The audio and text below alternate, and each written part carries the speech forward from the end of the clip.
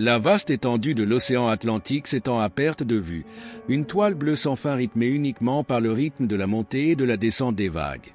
Au milieu de cette nature aquatique, un petit radeau de fortune flotte de manière précaire, sa structure fragile témoignant de l'ingéniosité et du désespoir humain. Au sommet de ce vaisseau improvisé se trouve un homme dont la peau est boursouflée et pâle à cause d'une exposition incessante au soleil, au sel et au vent. Ses lèvres craquent les bouches silencieusement, formant un seul mot, eau. Il s'agit de Stephen Callahan, et il dérive dans l'Atlantique depuis 76 jours épuisants.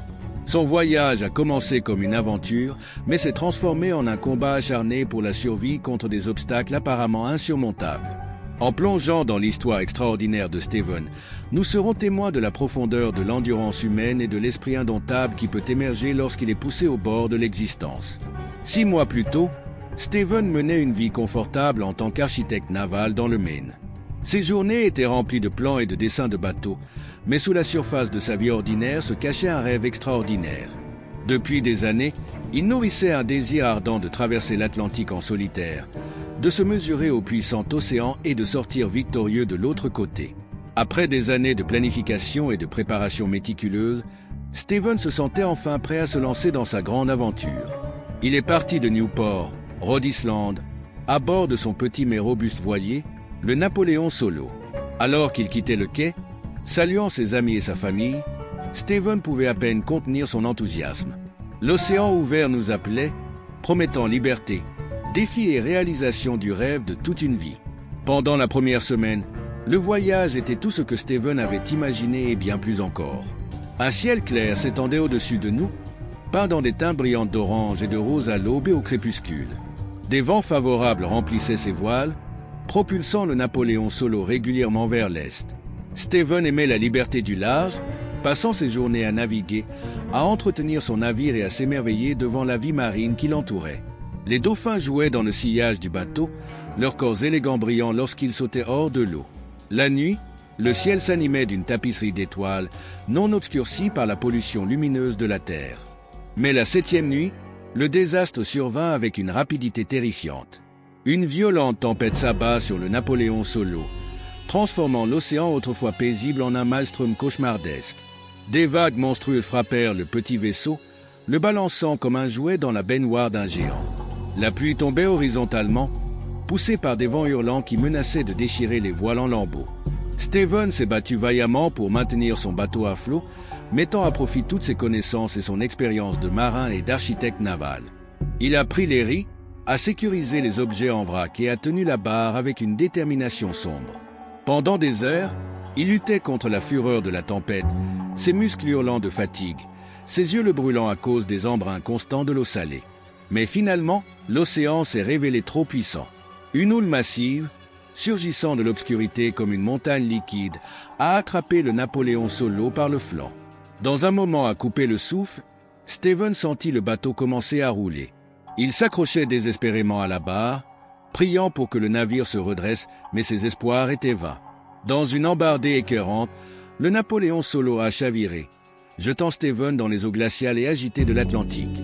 Les minutes qui suivirent furent un flou de confusion et de terreur. Stephen a été secoué par les vagues, luttant pour garder la tête hors de l'eau alors qu'il avait le souffle coupé. L'obscurité était absolue, brisée seulement par des éclairs fugaces qui illuminaient le chaos autour de lui. Au cours de ces brefs instants d'illumination, Stephen a aperçu son bateau bien-aimé, flottant maintenant à l'envers, sa quille pointée d'un air accusateur vers le ciel orageux. Grâce à une combinaison d'habileté, de chance et de détermination, Stephen a réussi à localiser et à gonfler son radeau de sauvetage. Alors qu'il montait à bord de la petite embarcation pneumatique, il ressentit un mélange de soulagement et d'effroi. Il avait survécu au danger immédiat de se noyer, mais il savait que son calvaire était loin d'être terminé. Lorsque l'aube s'est enfin levée, Stephen s'est retrouvé face à une scène de désolation totale. Son bien-aimé Napoléon Solo était introuvable, ayant glissé sous les vagues pendant la nuit. Toutes ses provisions soigneusement emballées, son équipement de navigation, sa radio, tout avait disparu. Il ne lui restait plus que le radeau de sauvetage, un distillateur solaire pour produire de l'eau fraîche, un fusil sous-marin, quelques fusées éclairantes et les vêtements qu'il portait sur le dos. Alors qu'il prenait conscience de la réalité de sa situation, Steven sentit une vague de désespoir menacer de l'envahir. Il était seul au milieu de l'Atlantique, sans aucun moyen d'appeler à l'aide et sans aucune idée de la distance qu'il avait dérivée pendant la tempête. L'immensité de l'océan qui l'entourait était à la fois impressionnante et terrifiante. Un instant, il envisagea d'abandonner, de se laisser emporter par la mer et de mettre fin rapidement à ses souffrances. Mais quelque chose au plus profond de Steven refusait d'abandonner. Peut-être était-ce dû à son entêtement naturel ou à l'instinct de survie qui réside en chacun de nous, ou tout simplement au désir farouche de revoir ses proches. Quelle que soit la raison, Steven a fait un choix conscient à ce moment-là. Il a choisi de se battre. Il a choisi de vivre. Les premiers jours de l'épreuve de Steven ont été un test brutal de sa détermination. La déshydratation s'installe rapidement sous le soleil de plomb qui s'abat sans pitié sur le petit radeau. Steven rationnait sa maigre réserve d'eau avec un soin fanatique, ne s'autorisant que les plus petites gorgées pour mouiller sa gorge desséchée. Mais ce n'était pas suffisant. En quelques jours, ses lèvres étaient gercées et saignées, sa langue était enflée et sèche. Désespéré d'augmenter son approvisionnement en eau, Steven s'est tourné vers son distillateur solaire. L'appareil, essentiellement un sac en plastique conçu pour recueillir la condensation, est devenu sa bouée de sauvetage. Il passait des heures chaque jour à s'en occuper, ajustant sa position pour capter le maximum de lumière solaire et collectant soigneusement chaque précieuse goutte d'eau douce qu'il produisait. Mais même avec le soleil, la soif de Steven était écrasante.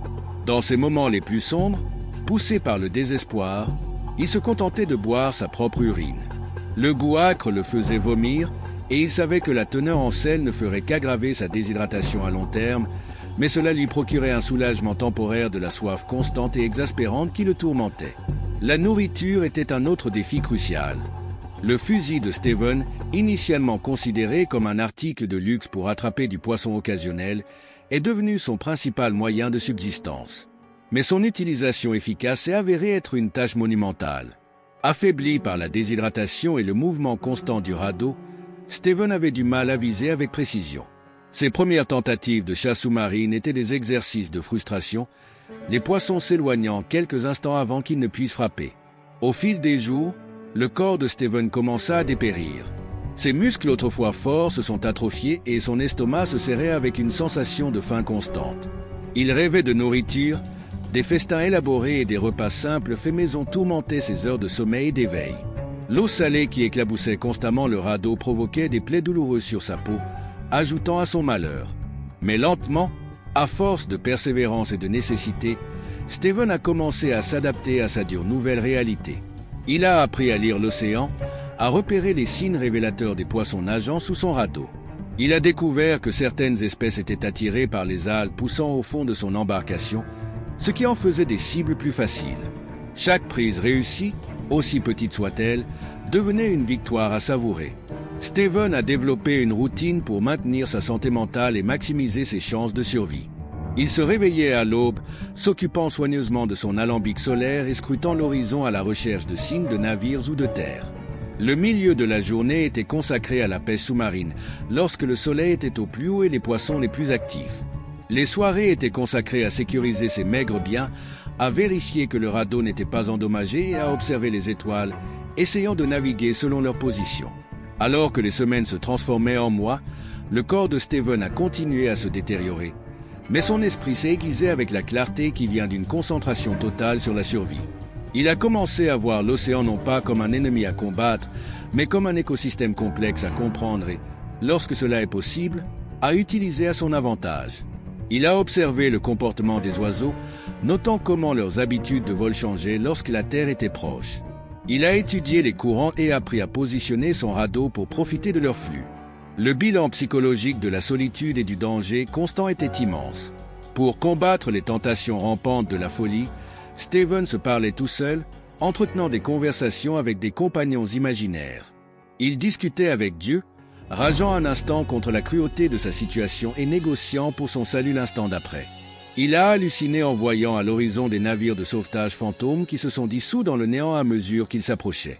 Mais malgré tout cela, une lueur d'espoir restait vivante dans le cœur de Steven. Il refusait d'abandonner, refusait de se laisser emporter par l'océan sans combattre. Chaque lever de soleil devenait une victoire personnelle, un autre jour survivait contre toute attente. Chaque coucher de soleil était un moment de réflexion, une occasion de rassembler ses forces pour les défis que le lendemain lui apporterait inévitablement. Alors que Steven dérivait plus loin dans l'Atlantique, de nouveaux dangers sont apparus et ont mis à l'épreuve sa détermination. Les requins, attirés par les poissons rassemblés autour de son radeau, se mirent à tourner de plus en plus fréquemment. Leurs nageoires dorsales traversaient l'eau comme des couteaux, rappelant constamment la précarité de la situation de Steven. Une nuit, alors que Steven somnolait par intermittence, un requin curieux se cogna contre le radeau, le faisant presque chavirer.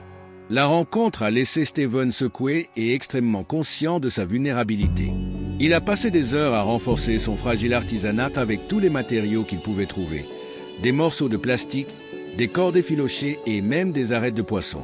Chaque bruit de la nuit devenait une menace potentielle, maintenant Steven dans un état constant d'hypervigilance qui mettait à rude épreuve ses nerfs déjà à vif. Mais l'océan n'a pas fini de tester la détermination de Steven. Environ 50 jours après le début de son épreuve, une énorme tempête a frappé, menaçant de détruire le radeau pour lequel il avait travaillé si dur pour l'entretenir. Pendant 3 jours et 3 nuits, Steven a vidé frénétiquement de l'eau, luttant pour maintenir sa bouée de sauvetage à flot. Le vent hurlait, couvrant ses cris d'effort et de désespoir.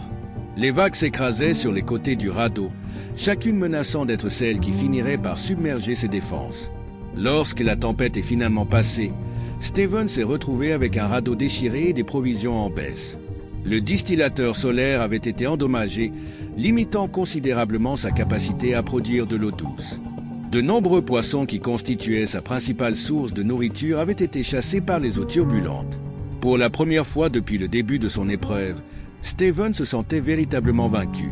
C'est dans ce moment de désespoir que Steven a pris une décision cruciale, une décision qui allait finalement lui sauver la vie. Au lieu de céder au désespoir, il a choisi de voir sa situation comme un défi à surmonter, un problème à résoudre avec ingéniosité et détermination. Il commença à étudier son environnement avec une intensité renouvelée, déterminé à trouver des solutions à ses problèmes croissants.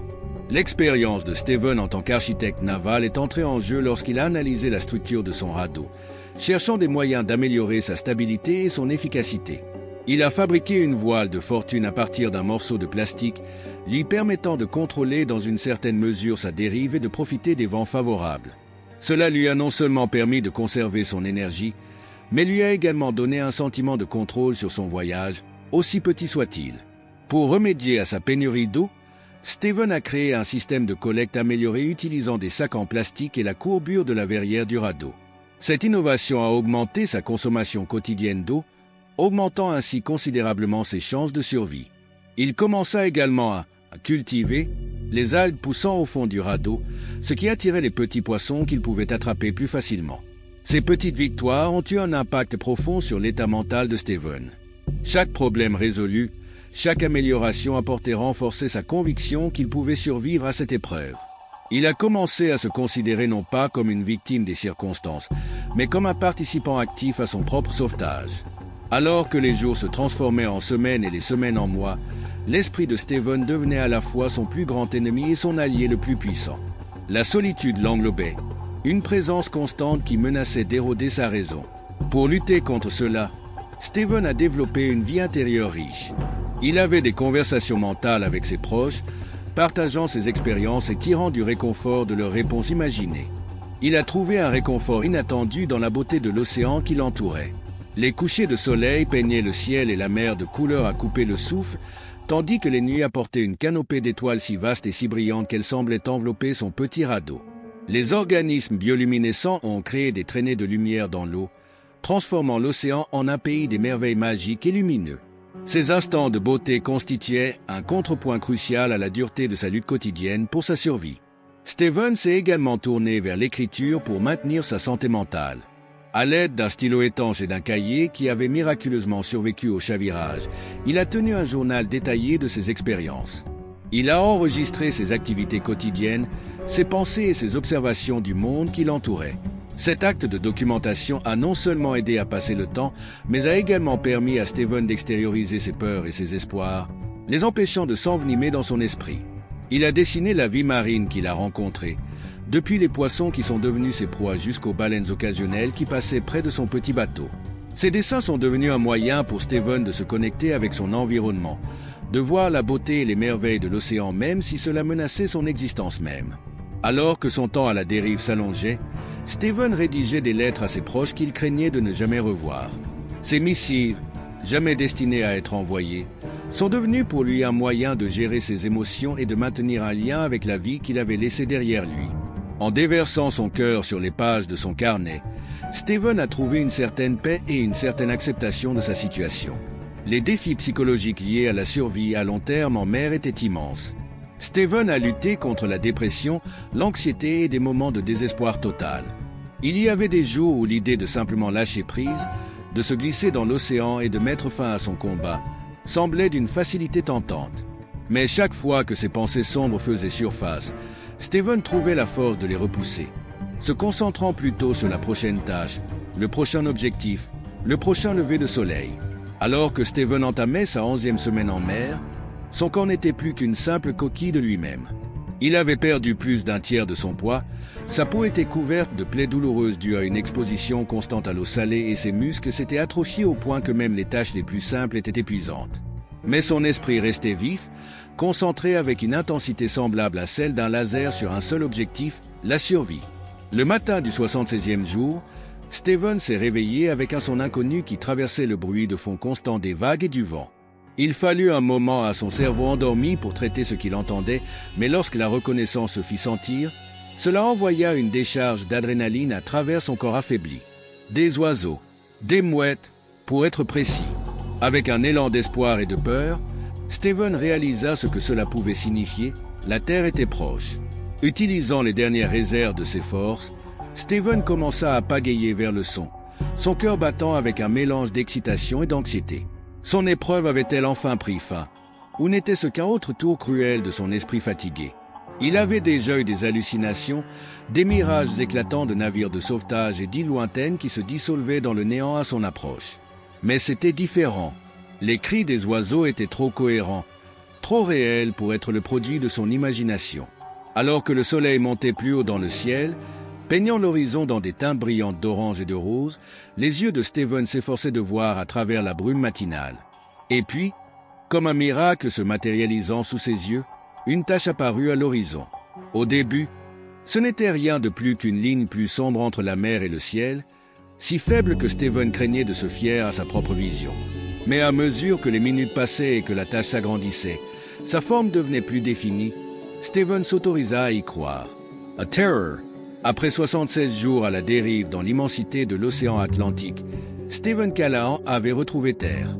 Des larmes de joie coulaient sur le visage de Steven alors que la tache à l'horizon se révélait lentement être les collines verdoyantes de Marie-Galante, une petite île des Caraïbes. La vue de la végétation, de la terre ferme après si longtemps en mer, était presque trop difficile à gérer pour les sens débordés de Steven. Il a ri et pleuré, remerciant toute puissance supérieure qui aurait pu veiller sur lui pendant sa longue épreuve. Mais la jubilation de Steven a été tempérée par la réalisation que son combat n'était pas encore terminé. Les courants qui l'avaient emporté à travers l'Atlantique menaçaient maintenant de l'emporter au-delà de l'île et de le ramener au large. Avec une détermination renouvelée, Steven commença à pagayer furieusement, luttant contre la traction de l'eau avec chaque once de force qui lui restait dans son corps émacié. Pendant des heures, Steven a lutté contre la mer, se rapprochant progressivement du rivage. L'île semblait le narguer, paraissant terriblement proche un instant pour paraître désespérément loin l'instant d'après. Le soleil montait plus haut dans le ciel, frappant la peau exposée de Steven, ajoutant la menace d'un coup de chaleur à sa liste de préoccupations. Ses muscles hurlaient de protestation, peu habitués à un effort aussi prolongé après des semaines de relative inactivité. Plusieurs fois, Steven sentit sa conscience commencer à s'éloigner, sa vision se rétrécissant à un point précis. Mais à chaque fois, il se forçait à reprendre pleinement conscience, sachant que céder à l'épuisement maintenant, si proche du salut, serait le coup du sort le plus cruel. Juste au moment où les forces de Steven étaient sur le point de s'épuiser complètement, alors que le rivage semblait encore incroyablement loin, un nouveau son traversa sa respiration laborieuse et le clapotis des vagues contre son radeau. Le ronronnement inimitable d'un moteur. Levant les yeux larmoyants, Steven vit un bateau de pêche approcher, ses occupants faisant des gestes extravagants en apercevant son radeau de fortune. Les pêcheurs, Choqués par la vue de l'homme émacié sur son radeau de fortune, ont rapidement manœuvré leur bateau à côté de l'embarcation de Stephen. Leurs yeux s'écarquillèrent d'incrédulité alors qu'ils observaient sa silhouette squelettique, sa peau brûlée et desquamée, sa barbe longue et emmêlée. Stephen, bouleversé par l'apparition soudaine d'autres êtres humains après si longtemps seul, ne pouvait que regarder en arrière dans un silence stupéfait. Avec une légère urgence, les pêcheurs ont aidé Stephen à monter à bord de leur bateau. La sensation d'un pont solide sous ses pieds était si étrangère que les jambes de Stephen se déformèrent et il s'effondra dans les bras de ses sauveteurs. Alors qu'il le déposait soigneusement sur le pont, Stephen retrouva enfin sa voix. Dans un murmure rauque, il réussit à crier « 76 jours. Cela fait 76 jours que je suis à la dérive. » Les pêcheurs échangèrent des regards étonnés. Ils avaient déjà entendu des histoires de survie en mer, mais rien de tel. Alors qu'il commençait à s'occuper de Stephen, en lui offrant de petites gorgées d'eau et en couvrant sa peau brûlée par le soleil avec une couverture légère, ils l'ont parsemé de questions. D'où venait-il? Comment avait-il survécu si longtemps? Stephen, encore abasourdi par la tournure rapide des événements, ne pouvait fournir que des réponses fragmentées. Alors que le bateau de pêche se dirigeait vers le rivage, la nouvelle du sauvetage de Stephen s'est rapidement répandue. Au moment où ils atteignirent le port, une foule s'était rassemblée, attirée par l'incroyable histoire de l'homme qui avait traversé l'Atlantique à la dérive sur un radeau. Les ambulanciers attendaient au quai et Stephen a été rapidement transféré à leurs soins. Les jours suivants furent un tourbillon d'examens médicaux, de débriefings et de retrouvailles. Le corps de Stephen, poussé aux limites absolues de l'endurance humaine, a nécessité un traitement minutieux pour récupérer. Il souffrait de malnutrition sévère, son poids étant passé de 180 livres à seulement 110. Sa peau était un patchwork de plaies et d'ampoules douloureuses, résultat d'une exposition constante à l'eau salée et au soleil incessant. La déshydratation avait eu de graves conséquences sur ses organes et les médecins étaient émerveillés de voir comment il avait réussi à survivre aussi longtemps avec une consommation d'eau aussi limitée. L'équipe médicale qui soignait Stephen a été confrontée à des défis uniques.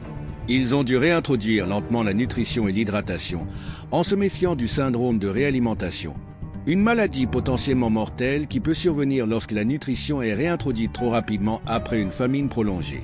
Chaque gorgée d'eau, chaque morceau de nourriture a été soigneusement mesuré et surveillé. Stephen trouvait cela parfois frustrant, son corps ayant soif de nourriture après si longtemps sans, mais il en comprenait la nécessité. La physiothérapie est devenue un élément crucial du rétablissement de Stephen. Ses muscles, atrophiés par la désuétude et la malnutrition, avaient besoin d'être soigneusement renforcés. Le simple fait de marcher, qu'il considérait comme allant de soi avant son épreuve, exigeait désormais un effort et un soutien concentré. Mais chaque jour qui passait, nourri par une nourriture et des soins appropriés, les forces de Stephen commençaient à revenir.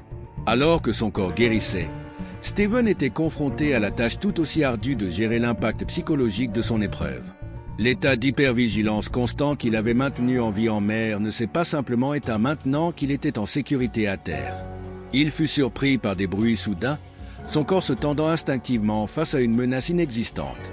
Le sommeil, quand il arrivait, était agité et rempli de cauchemars vifs, de tempêtes et de requins qui tournoyaient. Des psychologues spécialisés en traumatologie ont travaillé en étroite collaboration avec Stephen, l'aidant à gérer les émotions complexes qui ont fait surface alors qu'il commençait à traiter son expérience. Bien sûr, j'étais soulagé d'avoir survécu contre toute attente. Mais il y avait aussi de la culpabilité du survivant qui le harcelait, se demandant pourquoi il avait été épargné alors que d'autres avaient péri en mer. Il y avait aussi de la colère face aux circonstances qui avaient conduit à son épreuve, et une peur qui persistait longtemps après que le danger physique soit passé. L'un des aspects les plus difficiles du rétablissement de Stephen a été de se réacclimater à la présence d'autres personnes. Après 76 jours de solitude totale, l'agitation constante de l'hôpital était accablante. Des visiteurs bien intentionnés, des membres de la famille désireux de renouer des liens et des allées et venues du personnel médical créaient une cacophonie de stimuli qui laissait souvent Stephen anxieux et épuisé. Il avait envie de moments de calme, même s'il reconnaissait l'ironie d'avoir envie de solitude après si longtemps seul. Alors que la nouvelle de son extraordinaire survie se répandait, Stephen se retrouva au centre d'une frénésie médiatique. Les journalistes du monde entier réclamaient des interviews, impatients d'entendre le récit de ses 76 jours à la dérive. Les équipes de télévision ont installé leur camp à l'extérieur de l'hôpital, leur présence ajoutant une autre couche de stress au rétablissement de Steven. Tandis qu'une partie de lui comprenait la fascination du public pour son histoire, une autre partie aspirait à l'anonymat, à un espace permettant de traiter son expérience sans que le monde ne le regarde. L'histoire de Steven a captivé l'imagination du public, devenant un symbole de la résilience humaine face à des obstacles apparemment insurmontables. Des lettres ont afflué du monde entier, la plupart émanant de personnes partageant leurs propres histoires de survie ou exprimant comment l'épreuve de Steven les avait inspirés à persévérer face à leurs propres défis. Bien que touché par ces messages, Steven a souvent ressenti un décalage entre la figure héroïque décrite dans les médias et sa propre estime de soi. Il n'avait pas pour objectif d'être un héros ou une source d'inspiration, il avait simplement refusé de mourir. Dans les semaines et les mois qui ont suivi son sauvetage, Steven a entamé le long processus de réadaptation à une vie normale. La transition a été loin d'être facile. Des plaisirs simples qu'il tenait autrefois pour acquis ont un lit moelleux, de la nourriture fraîche, la capacité de se déplacer de plus de quelques mètres dans n'importe quelle direction, semblait désormais être un luxe miraculeux. La première fois qu'il a pris une douche après son sauvetage, Steven s'est retrouvé submergé par l'émotion, le simple fait de se tenir sous l'eau courante lui faisant comprendre la réalité de sa survie d'une manière que les interviews avec les médias et les examens médicaux n'avaient pas fait. La réintégration dans la société présentait son propre ensemble de défis. Les interactions sociales, autrefois une seconde nature, nécessitent désormais un effort conscient. Steven avait du mal à engager une conversation banale, les préoccupations et les plaintes de la vie quotidienne semblant insignifiantes en comparaison des luttes de vie ou de mort auxquelles il avait été confronté en mer. Parfois, il se sentait comme un étranger dans sa propre vie, observant le monde qui l'entourait avec la curiosité détachée d'un étranger. Le bruit des vagues ou l'odeur de l'eau salée pourrait déclencher d'intenses flashbacks, ramenant temporairement Steven sur son petit radeau au milieu du vaste océan. Ces épisodes pourraient être débilitants, le laissant secoué et désorienté. Avec le temps et le soutien de professionnels de la santé mentale, Steven a appris des techniques pour s'ancrer dans ces moments, pour rappeler à son corps et à son esprit qu'il était en sécurité sur la terre ferme. Malgré ces défis, Steven était déterminé à ne pas se laisser définir par son expérience traumatisante.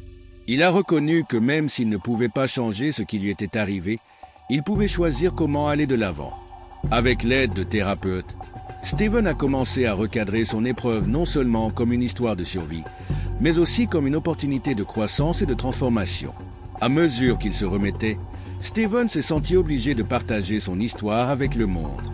Il croyait que sa survie contenait des leçons non seulement sur le matelotage et les compétences en plein air, mais aussi sur la profondeur de la résilience humaine et la volonté de vivre. Il a commencé à travailler sur un livre, À la dérive, 76 jours perdus en mer, qui deviendra un best-seller international. Écrire le livre a été une expérience cathartique pour Steven. Cela lui a permis de revisiter son calvaire dans un environnement contrôlé, de donner un sens au chaos et de trouver un sens à sa souffrance.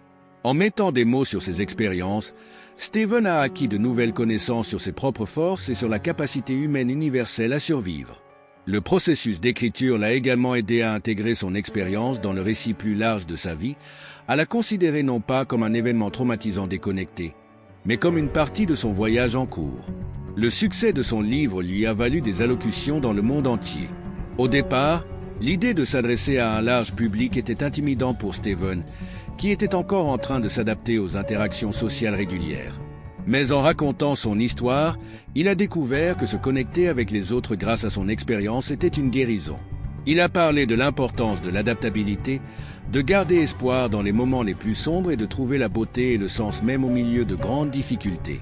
Steven s'est adressé à des publics variés, des écoliers aux dirigeants d'entreprises, chaque groupe tirant des leçons différentes de son récit de survie. Pour les étudiants, son histoire est devenue une puissante métaphore de la résilience face aux défis de la vie. En entreprise, l'expérience de Steven a permis de mieux comprendre la gestion des crises, la résolution de problèmes et l'importance de la force mentale dans les situations de haute pression. En voyageant et en parlant, Steven a commencé à réaliser que son épreuve lui avait donné une plateforme unique pour aborder des problèmes qui lui tenaient profondément à cœur. Son séjour en mer lui a donné une profonde appréciation de la beauté et de la fragilité de l'écosystème océanique.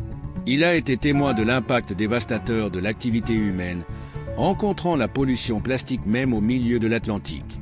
Ces observations ont alimenté une passion pour la conservation des océans qui allait devenir une partie importante de l'œuvre de Stephen.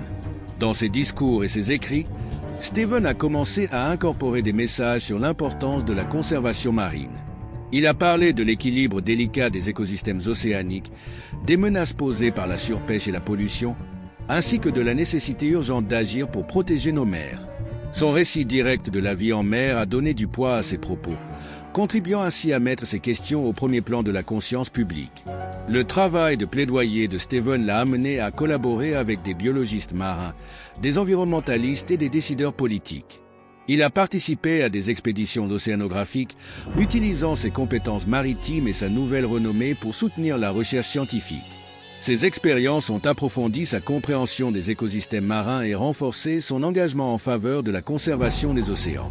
Malgré le traumatisme de son expérience, l'amour de Stephen pour la mer est resté intact. Il continue à naviguer et à concevoir des bateaux, mais avec un nouveau respect pour la puissance de l'océan et la fragilité de la vie humaine. Ses conceptions incorporaient les connaissances qu'il avait acquises au cours de son épreuve, en mettant l'accent sur les dispositifs de sécurité susceptibles de sauver des vies dans des situations extrêmes. Le travail de Stephen dans la conception de bateaux a pris un nouveau sens à la lumière de son expérience.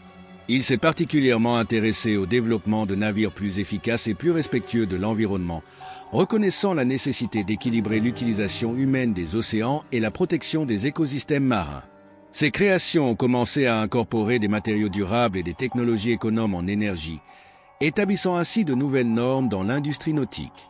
Au fil des années, l'histoire de Stephen a continué d'inspirer les gens du monde entier. Aventuriers et marins lui ont demandé conseil, attirés par son expérience inégalée de survie en mer. Mais Stephen a toujours pris soin d'équilibrer le romantisme de l'aventure avec un message qui donne à réfléchir sur le respect de la puissance de l'océan et l'importance d'une bonne préparation. L'incroyable parcours de Stephen l'a profondément changé, tant physiquement que mentalement. L'épreuve a laissé des traces sur son corps, des cicatrices du temps passé en mer, des articulations douloureuses par temps froid, un système digestif définitivement altéré par sa période de quasi-famine. Mais cela lui a également laissé une profonde appréciation pour les choses simples de la vie, l'eau douce, la nourriture et la compagnie humaine. La lutte constante pour la survie l'avait débarrassé de toute prétention et de toute superficialité, lui laissant une idée claire de ce qui comptait vraiment dans la vie. Cette nouvelle perspective a influencé tous les aspects de la vie de Stephen. Il s'est retrouvé moins préoccupé par les possessions matérielles et plus concentré sur les expériences et les relations. Les amitiés qu'il entretenait et les nouvelles qu'il nouait se caractérisaient par une profondeur et une authenticité dont il n'était peut-être pas capable avant son épreuve. Il abordait chaque jour avec un sentiment de gratitude, sans jamais oublier à quel point il avait failli tout perdre. Au fur et à mesure que l'histoire de Stephen se répandait, elle a pris une vie propre, inspirant des livres, des documentaires et même des discussions sur un film hollywoodien.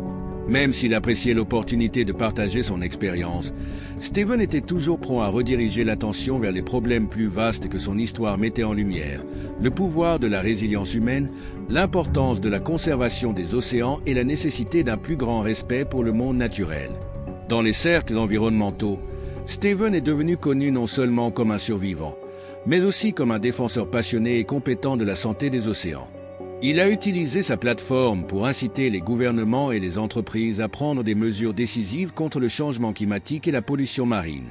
Ses discours établissaient souvent des parallèles entre sa lutte personnelle pour la survie et la lutte plus large pour sauver nos océans, arguant que les deux nécessitaient une détermination inébranlable face à des obstacles apparemment impossibles. Le parcours de Stephen, de survivant à défenseur, n'a pas été sans défi. Il fut un temps où le poids de ses expériences et l'énormité des défis environnementaux auxquels nos océans étaient confrontés menaçaient de l'accabler.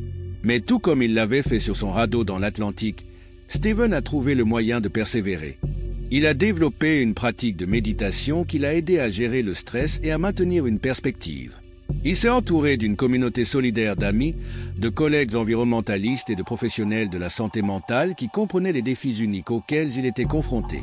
Alors qu'il entrait dans ses dernières années, Stephen réfléchissait souvent à l'étrange coup du sort qu'il avait mis à la dérive dans l'Atlantique et aux circonstances encore plus étranges qui lui avaient permis de survivre. Il n'a jamais perdu son émerveillement face à sa propre survie, ni son profond respect pour la puissance de l'océan. Mais plus que tout, il ressentait un profond sentiment d'utilité. Son épreuve lui avait donné une seconde chance dans la vie, et il était déterminé à utiliser cette chance pour faire une différence dans le monde. L'histoire des 76 jours de dérive de Stephen Callahan dans l'Atlantique continue d'inspirer les gens du monde entier. Cela nous rappelle l'extraordinaire capacité de survie qui réside en chacun de nous et la force que nous pouvons trouver lorsque nous sommes poussés à nos limites absolues. C'est une histoire d'espoir, de persévérance et d'esprit humain flexible face à des obstacles insurmontables. Mais au-delà du drame de la survie, l'histoire de Stephen offre des leçons plus profondes sur notre relation avec le monde naturel et avec nous-mêmes. Cela démontre l'importance de l'adaptabilité et de l'ingéniosité, du maintien de la force mentale même lorsque la force physique échoue. Cela nous montre que même dans nos moments les plus sombres, il y a de la beauté à trouver si nous avons le courage de la chercher. Alors que nous réfléchissons à l'épreuve déchirante et à la survie triomphale de Stephen, nous nous retrouvons avec de profondes questions sur nos propres vies. Quelles réserves cachées de force pourrions-nous découvrir en nous-mêmes face aux plus grands défis de la vie?